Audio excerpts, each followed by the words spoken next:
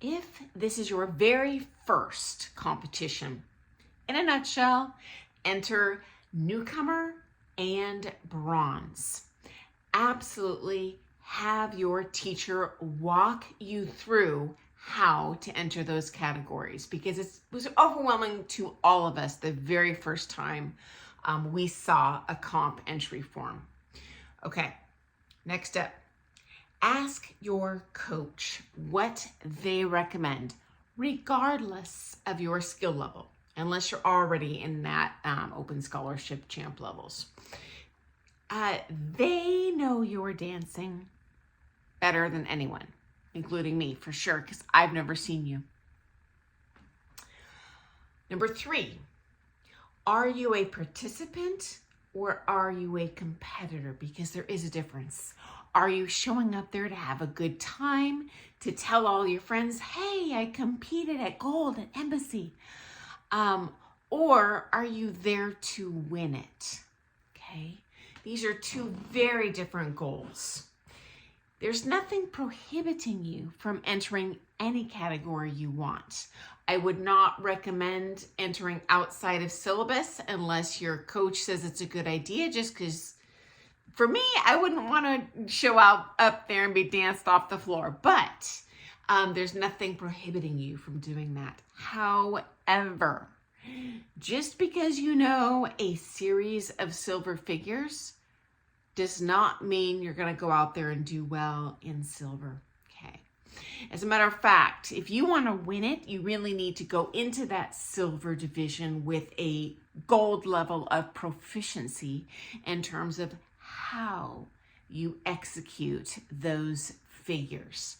So definitely when asking your pro which categories you should enter, also share, hey, I just want to go and have a good time, or I really dream that I could enter this level, or, I really want to do well and show well on that floor.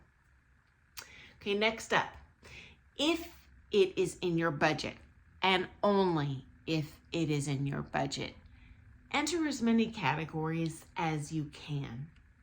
Here's why. Every round is an opportunity to warm up and do better in the next round. You will learn a lot more every minute you have to be able to dance on that comp floor. It's a nice learning experience in terms of what's going to fail under stress. And it's also exposure therapy, because when we are on that comp floor, it can be terrifying at first, but you will get used to it, friends. I promise you that. My first comp, I was literally shaking so hard, I thought everyone in the room could see. By the time I competed pro, it was like, just another day at work. Okay, next suggestion. When you are competing at a smaller competition, I recommend kind of categorizing up, okay? So say you're a bronze level dancer, man, I really do not belong in that silver. I have not been dancing long. You know what? Small comp, I would go for it. We have less competitors there. You have a lot of local competitors there.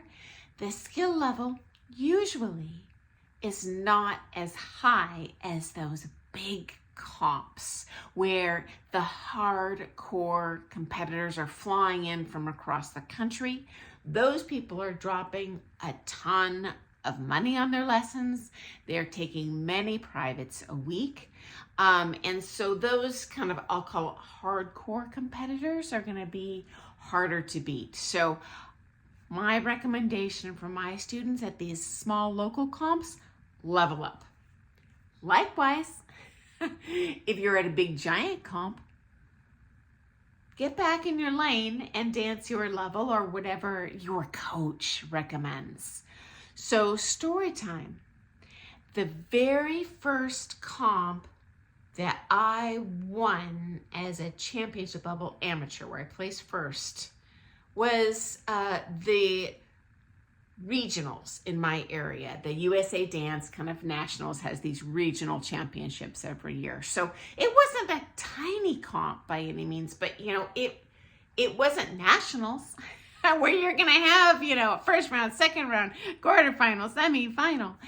And so, you know, when we went on that floor, only because our coaches told us that this was a good idea, we're thinking, you're cray-cray. We are going to embarrass ourselves. Even worse, we're going to shame ourselves in front of all of our friends because it's a pretty close comp to where we live. And guys, when we walked off that floor, one of our friends, who was a pre-champ level, very experienced dancer, was like, wow, congratulations, you won it, you slayed it. And we're like, oh, that's nice. He's being supportive and wants us to feel good after we just made a fool of ourselves. Okay, so you could have knocked me over with a feather when they're like in first place. What? So yeah, I do recommend for these smaller comps, maybe leveling up, push yourself a little bit, okay? What's the worst case scenario? You know what? So maybe you don't make it out of that first round, but you had a really good learning experience, okay? Finally, we have different age divisions. Now, this isn't the case in pro. If you're going to dance pro, it's just you and every other pro. There's not like a youth pro, adult B pro. But if you compete amateur, if you compete pro-am, there are age commensurate categories. My suggestion for all of my students, again, if it's in the budget, I would enter multiple age categories. So you're always kind of allowed by the rules to enter the younger categories than you, but you can't enter the more senior categories. So for example, if I'm, 44 years old, I can't enter an event, that's 65 plus. But if I'm 44 years old, I could enter the adult A, which is officially 18 to 35, but you can be 99 and enter adult A. And again, that, are you going to have as good of a chance at winning when you're up against people who maybe physically are just, they've got time on their line in terms of strength and balance and stuff? Maybe you won't do as well, but heck yeah, you could very well do a great job. And worst case scenario, it's going to be more time on that comp floor. It is a good experience, pressing yourself a little bit harder to dance the best you can be. Some people crack and fail under that pressure, but I've seen a few students really shine, when that metal is pressed to the floor. So yeah, that's my 2 cents. And if you are not sure about anything, absolutely ask your teacher. That's what we're there for. This is not our first rodeo. If your teacher for whatever reason is unavailable to ask questions, ask your competitor friends. And if they've competed before, they will very likely have good, helpful answers and suggestions for you too. So guys, I look forward to seeing you first thing tomorrow morning for some more things ballroom dance, guys. And best of luck in your next competition. Doodles! Oh my goodness, I almost forgot. One more thing.